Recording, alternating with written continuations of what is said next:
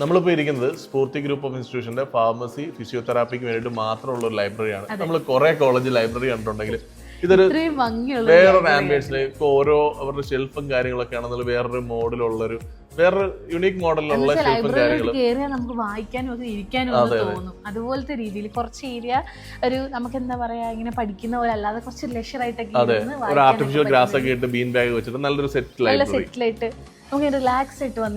ഒരു യുണീക് ലൈബ്രറിയാണ് ഇവിടെ നമ്മൾ കണ്ടത്. ഞാൻ പറഞ്ഞല്ലോ ഇത് ഫിസിയോതെറാപ്പിക്കും ഫാർമസിക്കും വേണ്ടി മാത്രമുള്ള ലൈബ്രറിയാണ്. അതുകൊണ്ട് തന്നെ ഓൾമോസ്റ്റ് ഒരു 5000+ ബുക്സ് മാത്രമേ ഇവിടെ അവൈലബിൾ ആയിട്ടുള്ളൂ. സത്യം പറഞ്ഞാൽ ആ 2 കോഴ്സിന് വേണ്ടി മാത്രമാണെങ്കിൽ ഇത്രയും ബുക്സ് ഇനഫ് തന്നെയാണ്. അപ്പോൾ അത്യാവശ്യം ഇതുണ്ടല്ലേ ആ ഒരു ഷെൽഫും കാര്യങ്ങളുടെ ഭംഗിയുണ്ടല്ലേ, വേറൊരു യുണീക് രീതിയിലുള്ള ഷെൽഫും കാര്യങ്ങളൊക്കെ വരുന്നത്.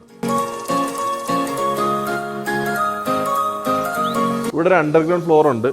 നമ്മൾ ആ ഇറങ്ങുന്ന സ്റ്റെപ്പും കാര്യം ഇവിടെ കാണാൻ നല്ല ഭംഗിയുണ്ട് അല്ലേ. ഒരു ഫൗണ്ടെയിൻ കൊടുത്തിട്ടുണ്ട് താഴെ, അത് നല്ല ഭംഗിയുണ്ട് കാണാനായിട്ട്, നന്നായിട്ട് ക്ലീൻ ആയിട്ട് മെയിൻറ്റെയിൻ ചെയ്തിട്ടുണ്ട്. അപ്പോൾ നമുക്ക് താഴെയാണ് ലാബ്സും കാര്യങ്ങളും വരുന്നത്, അനാറ്റമി ലാബ് അതുപോലെ ഫിസിയോതെറാപ്പിയുടെ ഇലക്ട്രോ ലാബ് ഒക്കെ അവിടെ ആണല്ലേ വരുന്നത്. അപ്പോൾ നമുക്ക് ഇനി ലാബിലേക്ക് പോവാം. അപ്പോൾ ഇതാണ് ഇവരുടെ ഫിസിയോതെറാപ്പിയുടെ ഇലക്ട്രോ തെറാപ്പി ലാബ്. അപ്പം നമ്മൾ നോക്കി കഴിയുമ്പോൾ ഓൾമോസ്റ്റ് വേണ്ട എല്ലാ എക്യുപ്മെന്റ്സും കാര്യങ്ങളും ഉണ്ട്.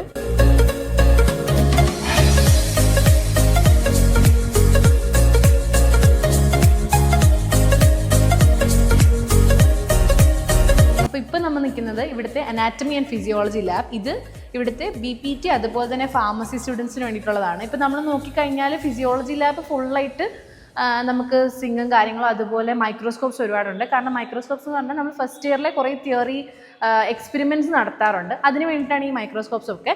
പിന്നെ ഇതെല്ലാം അനാറ്റമിക്കാർക്ക് വേണ്ടിയുള്ള സ്പെസിമെൻസും അതുപോലെ ഒറിജിനൽ ബോൺസും അതിൻ്റെ സ്പെസിമെൻസും ആണ് ഇവിടെ കാണുന്നത്.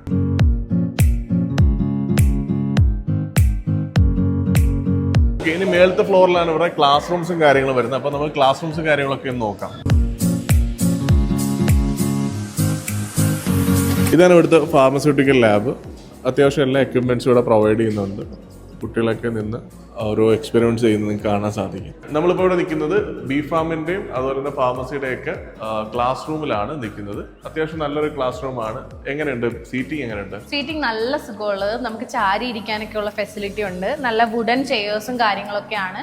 നല്ല നല്ല സ്പേഷ്യസ് ആണ് ക്ലാസ് റൂം. വെന്റിലേഷൻ ഒക്കെ അത്യാവശ്യത്തിനുള്ളതുണ്ട്. ഇവിടെയും CCTV സർവൈലൻസിലാണ് കാര്യങ്ങളൊക്കെ ഉള്ളത്. നല്ല ക്ലാസ് റൂം അല്ലേ? അത്യാവശ്യം കുട്ടികൾക്ക് വേണ്ടി എല്ലാ ഏരിയയിലുള്ള ഫാനും കാര്യങ്ങളൊക്കെ പ്രൊവൈഡ് ചെയ്തിട്ടുണ്ട്. അതെ, ശരിയാണ്. നമ്പർ ഓഫ് ഫാൻസ് ഇവിടെ കൂടുതലാണ്. സാധാരണ ചില ലെക്ചറുകൾ നമ്മൾ കണ്ടു കഴിഞ്ഞാൽ ഫാൻസുകളുടെ എണ്ണം ഭയങ്കര കുറവായിരിക്കും. പക്ഷേ ഇവിടെ അത്യാവശ്യം ഒരു 4-5 ഫാനുകൾ ഈ ക്ലാസ് റൂമിൽ തന്നെ ഉണ്ട്.